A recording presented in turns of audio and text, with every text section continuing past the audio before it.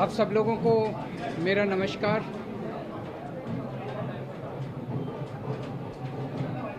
आज supreme court का जो ऑर्डर आया है ये कई मायनों में बहुत ही ऐतिहासिक ऑर्डर है। दिल्ली के लोगों की बहुत बड़ी जीत है। दिल्ली के लोगों के साथ जो अभी तक अन्याय होता आया उनके साथ माननीय सुप्रीम कोर्ट ने न्याय किया है। आज से 8 साल पहले 23 मई 2015 को हमारी 14 फरवरी 2015 को सरकार बनी थी। फरवरी, मार्च, अप्रैल, मई 3 महीने के अंदर, सरकार बनने के 3 महीने के अंदर ही जैसी हमारी सरकार बनी 67 सीट आई। 3 महीने के अंदर ही प्रधानमंत्री जी ने एक आदेश पारित करवाया केंद्र सरकार से कि दिल्ली के सर्विसेज के मामले अब दिल्ली की मुख्यमंत्री के पास नहीं रहेंगे, वो एलजी के पास रहेंगे या केंद्र सरकार के पास रहेंगे। इसका क्या मतलब हुआ? इसका मतलब ये हुआ कि दिल्ली सरकार में काम करने वाले जितने भी ऑफिसर हैं, जितने भी कर्मचारी हैं, ऊपर से लेके नीचे तक, आईएएस अफसर से क्लास ए से लेके क्लास 4 कर्मचारी तक, चपरासी तक, सारे कर्मचारियों की ट्रांसफ़र पोस्टिंग, उनकी डिसिप्लिनरी प्रोसीडिंग्स, नई अपॉइंटमेंट, पोस्ट क्रिएट करना, पोस्ट एबॉलिश करना, पक्के करना, ये सारा जो है ये अब दिल्ली की चुनी हुई सरकार के पास नहीं होगा। यानी कि अगर मैं मुख्यमंत्री हूँ, मेरे सामने कोई कर्मचारी रिश्वत ले रहा है, मैं उसे सस्पेंड भी नहीं कर सकता, मैं उसकी ट्रांसफ़र नहीं कर सकता। एजुकेशन सेक्रेटरी कौन होगा ये हम नहीं तय कर सकते, हेल्थ सेक्रेटरी कौन होगा ये हम नहीं तय कर सकते। ये आदेश प्रधानमंत्री जी ने 23 मई 2015 को पारित किया। 8 साल को इस्तेमाल करके दिल्ली के कामों को जानबूझ के रोका गया। हम दिल्ली में स्कूल अच्छे करना चाहते थे तो वो जानबूझ के ऐसा एजुकेशन सेक्रेटरी बिठाएंगे जो कि काम ना करे। हम अगर मोहल्ला क्लिनिक बनाना चाहते हैं तो जानबूझ के ऐसा हेल्थ सेक्रेटरी बनाया जाएगा जो कि काम ना करे। जानबूझ के ऐसा फाइनेंस सेक्रेटरी बिठाया जाएगा जो हर चीज़ के अंदर अड़ंगा अड़ाए। तो इसको इस्तेमाल करके दिल्ली के हर काम को रोका गया। एक तरह से मेरे दोनों हाथ बांध दिए गए पीछे और मुझे नदी में फेंक दिया गया कि अब तैरो। ये तो ऊपर वाले का शुक्र है कि दोनों हाथ बंधे हुए होने के बावजूद भी हम किसी तरह से तैरते रहे और ऊपर वाला हमारा साथ देता रहा। इन सारी कठिनाइयों के बावजूद दिल्ली के अंदर हम लोगों ने इतना शानदार काम किया पिछले 8 साल के अंदर। तो आप सोच सकते हैं कि अगर हमारे पास पूरी पावर होती तो हम कितना ज़्यादा काम कर सकते थे। आज हम सुप्रीम कोर्ट के जस्टिस चंद्रचूड़ के जो और चारों जजेस हैं उस बेंच में, संविधान पीठ में, उन सब के तहे दिल से शुक्रिया अदा करते हैं कि उन्होंने हमारे साथ न्याय किया। मैं दिल्ली की जनता को केवल नहीं देना चाहता, बधाई देना चाहता हूं और उनका शुक्रिया करना चाहता हूं कि जो इतना लंबा संघर्ष था उस संघर्ष में दिल्ली की जनता ने मेरा साथ दिया। दिल्ली की जनता के साथ के बिना मैं कुछ नहीं कर सकता था। आज जो ये इतनी बड़ी जीत हुई है ये उन्हीं के आशीर्वाद, दिल्ली की जनता के आशीर्वाद और उनके साथ का, उनके सहयोग का नतीजा है। कदम कदम पे उन्होंने मेरा साथ दिया दिल्ली की जनता ने। अब हमें एक बहुत बड़ा मौका मिला है। दिल्ली का काम जो है अब ये 10 गुना स्पीड से होगा। आज के आदेश के बाद बहुत बड़े बड़े काम होंगे अब दिल्ली के अंदर जो सोच भी नहीं सकते। सबसे इम्पोर्टेंट है हमें एक ऐसा प्रशासन देना है दिल्ली के लोगों को जो कि रेस्पॉन्सिव हो, जो कि जनता की ज़रूरतों के प्रति सिंपैथेटिक हो, कंपैशनेट हो। तो अगले कुछ दिनों के अंदर आप देखेंगे बहुत बड़ा प्रशासनिक फेरबदल होगा। कई सारे ऑफिसर्स को, कर्मचारियों को ट्रांसफ़र किया जाएगा इस आधार पे कि उन्होंने अभी तक कैसा काम किया। कुछ ऐसे ऑफिसर्स हैं, कुछ ऐसे कर्मचारी हैं जिन्होंने पिछले कुछ महीनों में, 1-1.5 साल में दिल्ली की जनता के काम रोके। कुछ ऐसे ऑफिसर्स हैं जिन्होंने दिल्ली में मोहल्ला क्लिनिक में दवाइयां बंद करा दी, अस्पतालों के अंदर दवाइयां बंद करा दी, जल बोर्ड की पेमेंट रोक के कई जगह पानी बंद करा दिया। ऐसे कर्मचारियों को, ऑफिसर्स को चिन्हित करके उनको अपने कर्मों का फल तो भुगतना पड़ेगा। लेकिन बहुत सारे ऐसे कर्मचारी और ऑफिसर्स हैं जो बहुत घुटन महसूस कर रहे थे, ईमानदार लोग हैं, काम करना चाहते हैं। उन सारे कर्मचारियों को, उन सारे ऑफिसर्स को मौका मिलेगा काम करने का। उन सबको जो डेडवुड है, जो करप्ट हैं, जो इनएफिशिएंट हैं, उनको अच्छी पोस्टों से हटा के साइड किया जाएगा, और जो अच्छे हैं, एफिशिएंट हैं, ईमानदार हैं, रिस्पॉन्सिव हैं, कंपैशनेट हैं, उन लोगों को, उन सारे अधिकारियों को और कर्मचारियों को मौका दिया जाएगा कि वो दिल्ली की जनता की सेवा कर सकें। सारे प्रशासनिक सिस्टम को भी दुरुस्त किया जाएगा। ये सारा सिस्टम भी सड़ा गला सिस्टम है।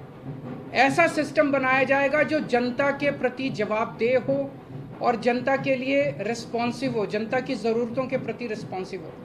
तो व्यवस्था के अंदर जितनी कमियां हैं, इन सारी कमियों को दूर किया जाएगा। तो पूरे सिस्टम को और ऑफिसर्स को और कर्मचारियों को जनता के प्रति जवाबदेह बनाया जाएगा और जनता के लिए रिस्पॉन्सिव बनाया जाएगा।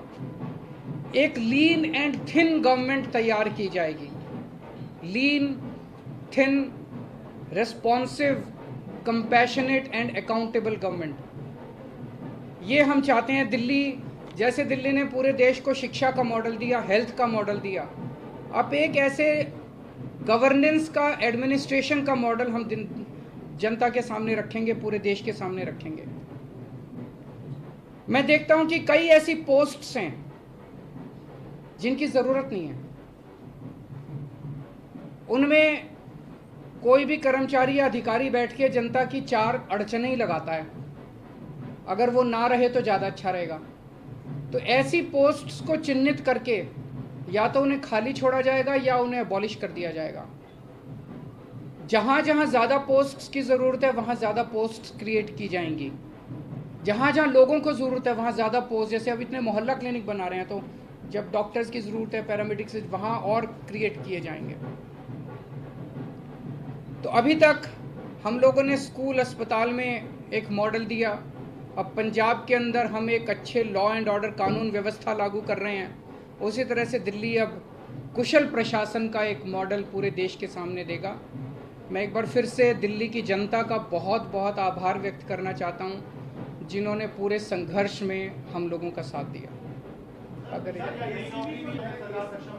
हैं जी, बिल्कुल होगी। सर्विसेज आने के बाद हम नई पोस्ट क्रिएट कर सकते हैं, पुरानी पोस्ट अबॉलिश कर सकते हैं, कुछ भी कर सकते हैं। एसीबी अभी चुनी हुई सरकार के पास नहीं है, लेकिन विजिलेंस अब आ गया है। तो जो लोग अगर गलत काम करेंगे, भ्रष्टाचार करेंगे, कानून के हिसाब से काम नहीं करेंगे, उनके ऊपर विजिलेंस की कार्रवाई, डिसिप्लिनरी प्रोसीडिंग्स, विजिलेंस प्रोसीडिंग्स की जा सकती है। शाम को आप एलजी साहब से मिलने जा रहे हैं, उसमें क्या बातचीत होने की संभावना है? क्या आप उनसे कहेंगे कि वो अब और किसी प्रकार का अड़ंगा ना लगाए, और सुप्रीम कोर्ट ने जो निर्देश दिया उनसे आशीर्वाद लेने जा रहा हूँ। आपको लग रहा है कि ये पावर तो मिल गई है, पावर से ज्यादा जिम्मेदारी बढ़ गई है अब आपकी, क्योंकि अब तक आप बहुत सारी अड़चनें भी आपने बताई, लेकिन अब वो काम आपको कराना ही होगा। नहीं, जिम्मेदारी तो पहले भी थी, वो जिम्मेदारी विदाउट पावर थी। अब जिम्मेदारी विद पावर आ गई है। जिम्मेदार देखिए, जब भी जनता वोट देती थी तो वो तो यही कहती थी जी हमने तो केजरीवाल को वोट दे दिया। अब केजरीवाल जाने पावर है कि नहीं है उसके पास। जनता को कि बेचारों को क्या पता टीबीआर क्या होता है, आर्टिकल 239AA4 क्या होता है, उनको क्या पता बेचारों को। जनता तो वोट दे देती है, लेकिन हमारे पास पहले उन जिम्मेदारियों को पूरा करने की पावर नहीं थी, शक्ति नहीं थी। अब शक्ति दे दी है सुप्रीम कोर्ट ने हमें। पहले जो आपके काम है, अगर आप याद दिलाना चाहें, कौन सी ऐसी फाइल है जो की हुई है और कौन से ऐसे काम है जो आप करना चाहेंगे तुरंत? ऐसे बहुत सारे काम हैं जो पिछले कई सालों में अटके। पिछले 1 साल के अंदर तो आपने देखा कि किस तरह से पिछले साल लास्ट के महीने नवंबर तक आते आते मोहल्ला क्लिनिक के अंदर लैब टेस्ट्स बंद हो गए थे, दवाइयाँ बंद हो गई थी, जल बोर्ड जो है बजट, असेंबली ने बजट पास कर दिया, लेकिन कुछ ऑफिसर जो हैं वो बजट रिलीज़ नहीं कर रहे थे। हर डिपार्टमेंट का गला घोंट दिया गया था अफसरों को के ज़रिए, वो अब बंद हो जाएगा। अब जितने जो असेंबली के अंदर हम बजट प्रेजेंट करते हैं और जो जनता की बात रखते हैं, वो सारी चीज़ें अब हम कर पाएंगे। अधिकारियों की मीटिंग आपने बुलाई है, बड़े अधिकारियों, क्योंकि कहा जाता है कि एजी की यदि अब तक सीएस काम करते रहे तो क्या उन्हें मीटिंग के लिए आपने बुलाया? ज़रूर बुलाएंगे, अब आने वाले टाइम में मीटिंग्स होती रहेंगी। सर, अभी हाल के दिनों में बहुत सारे ऐसे फैसले एलजी ने लिए जो कि मतलब सरकार के अधिकारों का उल्लंघन करके खुद से लिए गए, क्या अब उन फैसलों को रिव्यू भी किया जाएगा? वो फैसले कई सारे गलत हैं, इनफैक्ट कई सारे तो सुप्रीम कोर्ट में पेंडिंग है। कल एल्डरमैन का केस आ रहा है सुप्रीम कोर्ट के अंदर, ट्यूसडे को डीआरसी के चेयरमैन की अपॉइंटमेंट का केस आ रहा है, फिनलैंड जो हमारे टीचर्स को नहीं जाने दिया उसका केस सुप्रीम कोर्ट के अंदर पेंडिंग है। जब मेंशन ही किया था हमने ये केसेस तीनों, तो सुप्रीम कोर्ट की टिप्पणी काफ़ी तल्ख थी कि ये कैसे एलजी साहब रोक सकते हैं। एल्डरमैन की अपॉइंटमेंट बिल्कुल गलत हुई है। जो डीआरसी के चेयरमैन 4 महीने से फाइल एलजी साहब के पास पड़ी हुई थी, एलजी साहब ने अपॉइंटमेंट नहीं होने दी, तो हमें सुप्रीम कोर्ट जाना पड़ा। मुझे लगता है कि अब इतना सुप्रीम कोर्ट जाने की, हाई कोर्ट जाने की ज़रूरत शायद ना पड़े। अब शायद हम अपने स्तर के ऊपर ही कई सारे निर्णय तो बहुत सारी चीजें ऐसी कही गई जिसमें ये भी कहा गया कि केंद्र जो है वो राज्य सरकारों की जो ताकत है, पावर है, वो छीनने का, ना छीने, इस तरीके की आगे के लिए नजीर। मैं यही कहना चाहता हूं कि केंद्र सरकार एक तरह से, प्रधानमंत्री जी खासतौर एक तरह से पिता समान होते हैं। जैसे परिवार में पिता होता है, पिता समान होते हैं। पिता की जिम्मेदारी होती है कि सारे बच्चों को अच्छे से उनका पालन पोषण करें। अगर दिल्ली में आम आदमी पार्टी की सरकार है तो वो हमारे भी प्रधानमंत्री हैं, हम भी उन्हीं की तरफ देखते हैं।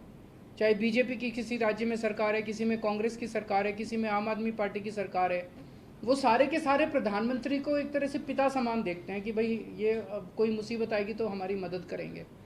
लेकिन अगर जैसे ये 23 मई 2015 को आदेश पारित करके दिल्ली सरकार की पावर छीन ली गई, 8 साल तक हमें बिना पावर के काम करना पड़ा, काम रुक गया, किसका फ़ायदा हुआ?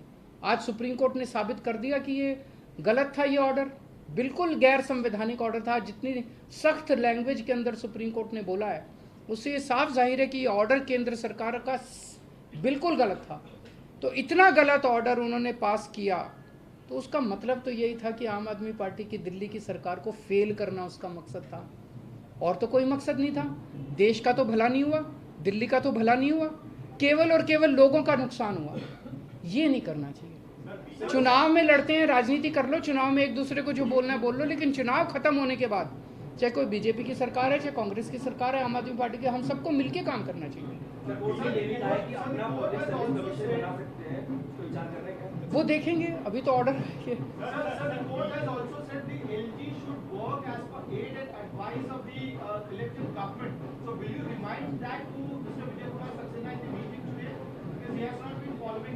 जब उनका आशीर्वाद लेने जा रहे हैं तो सारी चीज़ों पे आशीर्वाद है जी, मिलके काम करेंगे। बीजेपी के नेताओं को बयान ऐसा भी आ रहा है कि अभी संसद भी है, संसद में कानून भी बन सकता है, अगर गलत लगेगा तो उसमें बदलाव कर देंगे, बड़ी बेंच के पास भी जाया जा सकता है। ये पहले भी कोर्ट में दलील दी थी की तरफ से कि 9 बेंच के जाया जा सकता है मामले को लेकर। क्या मेरे ख्याल से अब लार्जर बेंच नहीं, आज उन्होंने क्लियर कर दिया। 5 जज बेंच को अगर रेफर करना होता तो वो आज ही कर देते, तो लार्जर बेंच का ऑप्शन नहीं है। मेरी अब उनसे यही निवेदन है, यार अब हमें काम करने दो, इतना टाइम तो ख़राब कर दिया। अगर आपने दिल्ली पे राज करना है तो दिल्ली के लोगों का दिल जीतो ना, कि अगली बार आम आदमी पार्टी को वोट ही ना दें लोग। ऐसा काम करो, मतलब काम में टांग क्यों उड़ा रहे हो? जब तक हमारी सरकार है हमें काम करने दो, कल तुम जीत लेना, तुम काम कर लेना, टांग तो नहीं अड़ानी चाहिए। सर, महाराष्ट्र का जो फैसला आया है, बस की फाइल आपने पहले भेजी थी, कुछ दिन पहले कंप्यूटर फाइल आप भेज चुके हैं, 2 फाइल लेटेस्ट आपने भेजी है, क्या उनका जवाब आ गया है या अभी आया नहीं? कानून के अंदर एलजी साहब के पास 7 दिन का टाइम होता है, तो वो भी मैं आज उनसे रिक्वेस्ट करूंगा कि 7 दिन में क्लियर करना चालू करें फाइलों। सर, महाराष्ट्र का जो फैसला आया है उसमें भी राज्यपाल की भूमिका को बहुत ही, मैंने उसको पूरा पढ़ा नहीं है, मैं अपना फैसला सुनने के बाद मैं थैंक यू सो मच।